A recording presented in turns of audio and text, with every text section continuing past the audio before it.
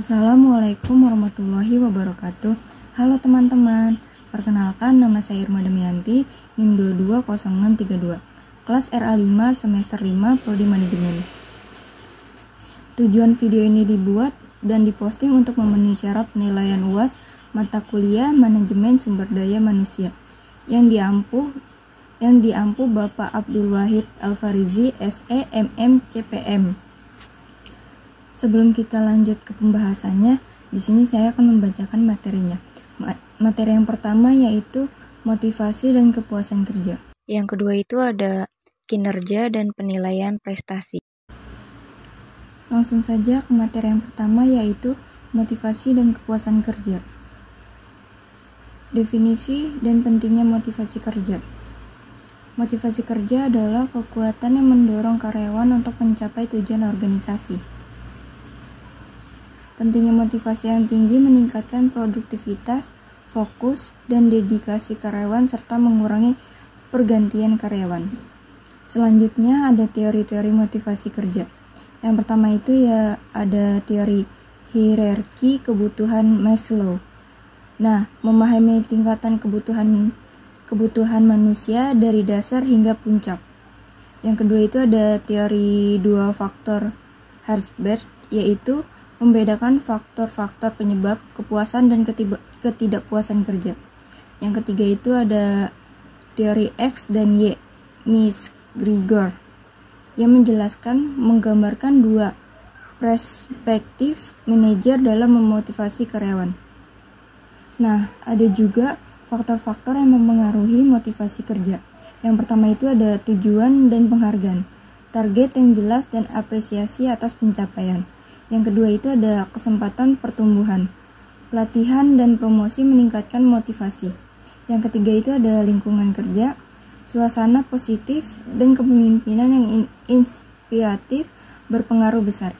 Yang keempat itu ada komunikasi dan transparansi membantu karyawan memahami peran mereka.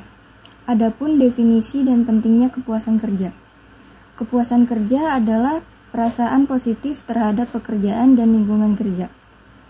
Pentingnya kepuasan kerja yang tinggi meningkatkan kinerja, retensi, dan loyalitas karyawan.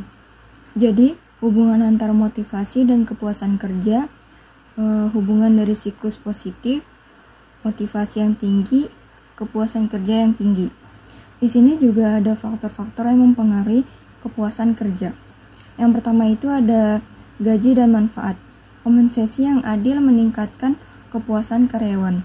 Yang kedua itu ada kesempatan pengembangan, peluang belajar dan bertumbuh secara profesional. Yang ketiga itu ada pengakuan dan apresiasi, menghargai kontribusi karyawan.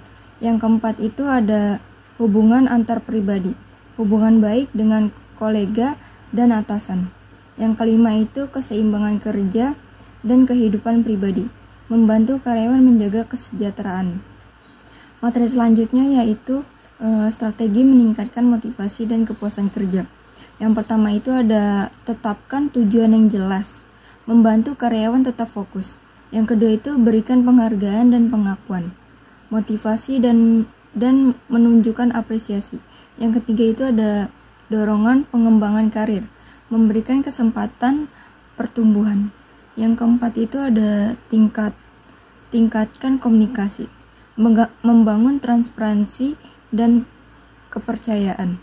Yang kelima itu ada ciptakan budaya kerja positif, lingkungan yang support meningkatkan kepuasan kerja. Materi selanjutnya yaitu strategi meningkatkan motivasi dan kepuasan kerja. Yang pertama itu ada tetapkan tujuan yang jelas, membantu karyawan tetap fokus. Yang kedua itu memberikan penghargaan dan pengakuan, memotivasi dan menunjukkan apresiasi. Yang ketiga itu ada dorongan pengembangan karir, memberikan kesempatan pertumbuhan. Yang keempat itu tingkatkan komunikasi, membangun transparansi dan kepercayaan. Yang kelima itu ciptakan budaya kerja positif, lingkungan yang suportif, meningkatkan kepuasan kerja. Yang terakhir ada kesimpulan dan rekomendasi.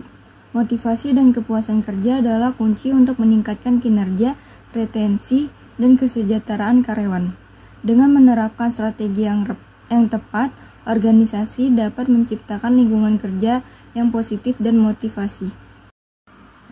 Oke, langsung saja kita lanjutkan ke materi yang kedua, yaitu kinerja dan penilaian prestasi.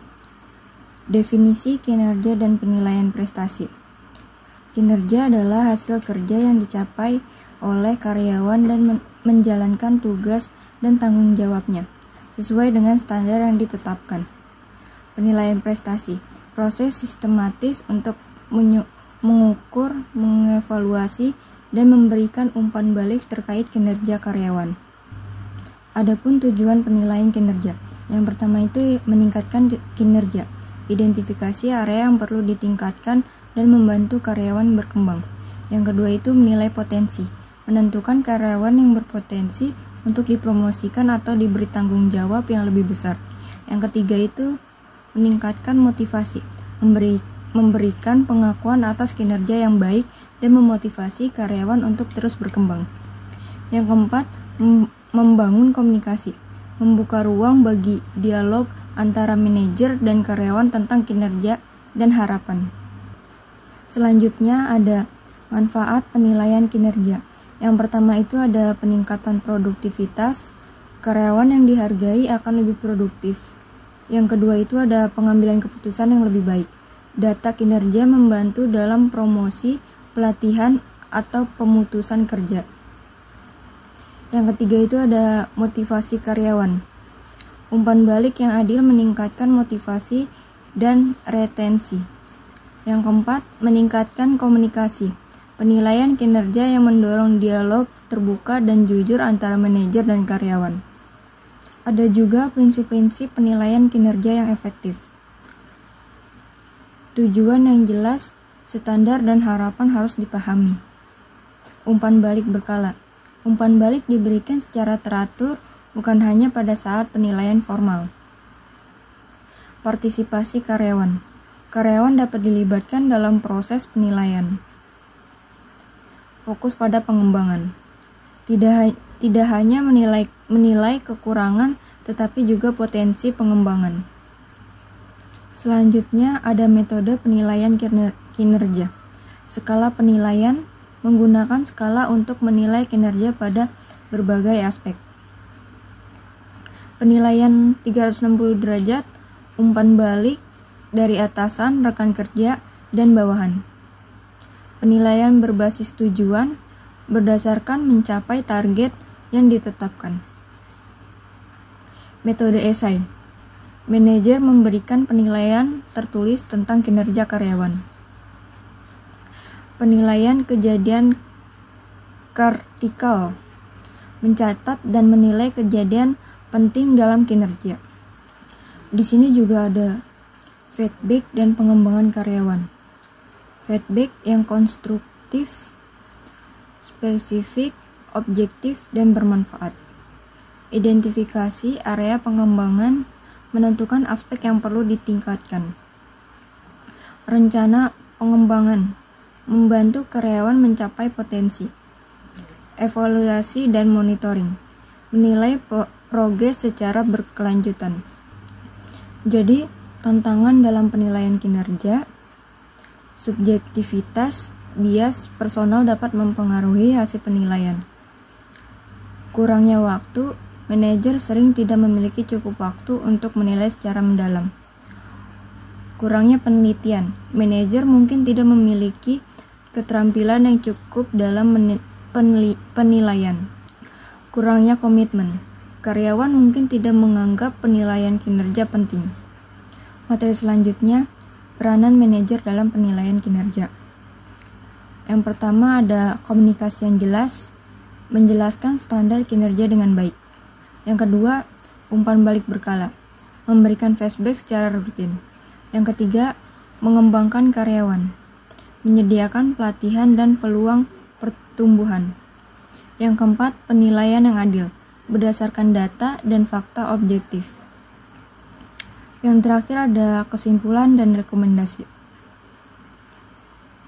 Penilaian kinerja yang efektif adalah alat penting untuk mencapai tujuan organisasi dan meningkatkan kinerja karyawan. Manajer harus memainkan peran penting dalam proses penilaian kinerja dengan memastikan bahwa prosesnya adil, objektif, dan berfokus pada pengembangan karyawan. Sekian materi yang saya sampaikan. Semoga video ini bermanfaat bagi kita semua. Kurang lebihnya mohon maaf. Saya akhiri. Wassalamualaikum warahmatullahi wabarakatuh. Oke teman-teman, terima kasih sudah menonton videonya.